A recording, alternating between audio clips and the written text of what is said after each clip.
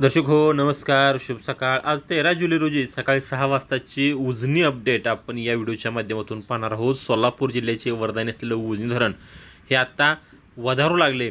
मात्र आजच्या अपडेटनुसार आत्ता आपल्याला उजनी धरणाची टक्केवारी ही कमी झालेली पाहायला मिळते आहे. कारण दौंडची आवक कमी झाली आहे आणि त्याचबरोबर उजनीतून भीमानदीच्या पात्रामध्ये जो काही विसर्ग सोडला जातो आहे त्यामुळे उजनी टक्केवारी थोडीशी कमी झालेली माहिती या ठिकाणी सकाळी 6च्या अपडेटनुसार आपल्या ठिकाणी मिळते आहे.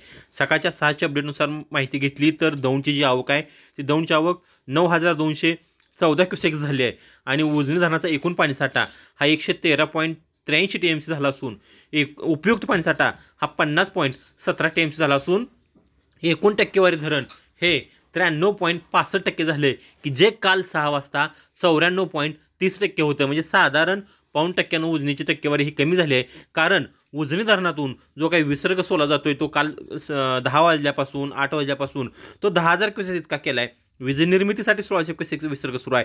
सिनामाड्यासाठी 180 क्युसेक्स विसर्ग सुरू आहे. दहेगावसाठी 80 क्युसेक्स सुरू आहे.